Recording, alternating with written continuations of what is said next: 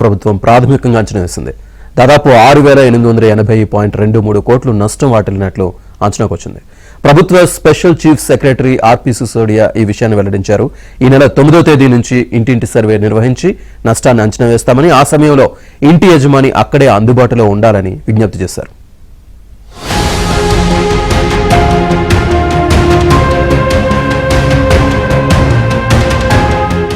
బుడమేరు వరద కారణంగా బెజవాడలోని లోతట్టు ప్రాంతాలలో జరిగిన నష్టాన్ని రాష్ట్ర ప్రభుత్వం ప్రాథమికంగా అంచనా వేసింది.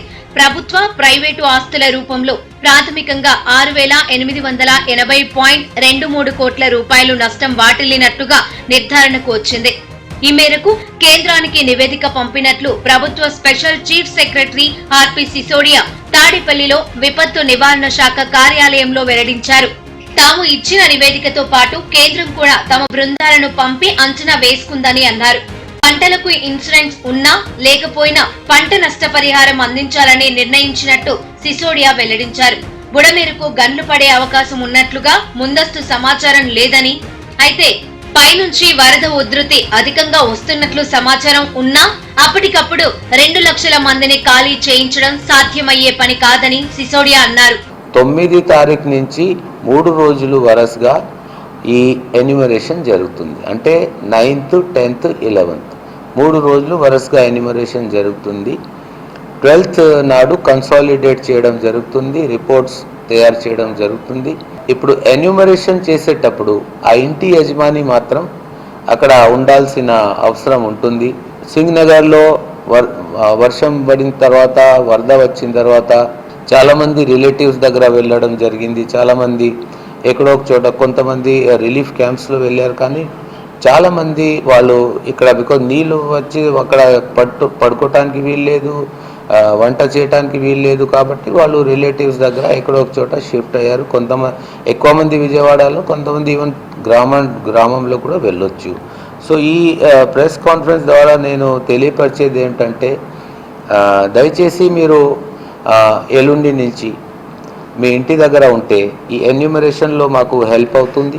ఎన్టీఆర్ జిల్లాలో ఈ సీజన్లలో 21 సెంటీమీటర్ల వర్షపాతం మాత్రమే పడాల్సి ఉండగా 34.5 సెంటీమీటర్ల వర్షపాతం అతి తక్కువ సమయంలో కురిసిందని సిసోడియా పేర్కొన్నారు. మరోవైపు చుట్టుపక్కల 7 జిల్లాలలో కూడా భారీగా వర్షాలు కురవడంతో కృష్ణా నదికి ప్రకాశం బ్యారేజీ వద్ద 11.35 లక్షల క్యూసెక్కుల వరద వచ్చిందని సిసోడియా పేర్కొన్నారు. అటు బుడమేరు కెపాసిటీ 7,000 క్యూసెక్కులు కాగా 35,000 క్యూసెక్కుల వరద నీరు రావడంతో 3 చోట్ల గన్లు పడ్డాయన్నారు. ఈ గన్లు పడిన కారణంగానే విజయవాడను వరద ముంచెత్తిందన్నారు. 24 గంటలు తాము అప్రమత్తంగానే ఉన్నామన్న ఆయన కేంద్ర ప్రభుత్వ శాఖలతో టచ్ లో ఉన్నామని పేర్కొన్నారు. వరద బాధితులను 45,000 మందిని ఇప్పటికే పునరావాస కేంద్రాలకు తరలించామన్నారు. 32 జేసీబీలను వినియోగించి వరద సమస్యలను నివారించే ప్రయత్నం చేస్తున్నట్లు పేర్కొన్నారు. వరద బాధితులకు డ్రోన్ల ద్వారా 130,000కు పైగా ఫుడ్ ప్యాకెట్స్ ను అందించామన్నారు. వరదల కారణంగా ఇప్పటి వరకు 43 మంది మరణించినట్లు సిసోడియా పేర్కొన్నారు. 130,000 ఎకరాలలో పంట నష్టం వాటిల్లినట్లు నిర్ధారణకు వచ్చామన్నారు. హెలికాప్టర్ల ద్వారా 21 మందిని కాపాడామని, బుడమేరుకు పడ్డ గన్లను జలవనరుల శాఖ పూడ్చినట్లు వివరించారు. సింగ్ నగర్ ఇంకా వరదల్లోనే చిక్కుకొని ఉందని, నష్టం అంచనాకు ప్రత్యేక యాప్ ను ఉపయోగిస్తామన్నారు.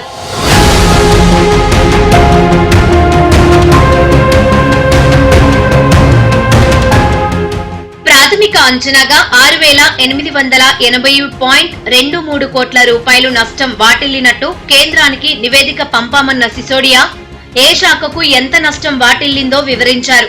ఆ వివరాల ప్రకారంగా రెవెన్యూ శాఖకు 750 కోట్లు, పశుసంవర్ధక శాఖకు 11.58 కోట్లు, మత్స్య శాఖకు 157.86 కోట్లు, వ్యవసాయ శాఖకు 301.34, ఉద్యానవన శాఖకు 39.95 కోట్లు, విద్యుత్ శాఖకు 481.28 కోట్లు, రోడ్లు మరియు భవనాల శాఖకు 2,164.5 కోట్లు, గ్రామీణ నీటి సరఫరాకు 75.59 కోట్లు, పంచాయతీ రోడ్లు 167.55 కోట్లు, జలవనరుల శాఖకు 1,568.55 కోట్లు, పురపాలక అర్బన్ డెవలప్మెంట్ శాఖకు 1160 కోట్లుగా అంచనా వేశారు.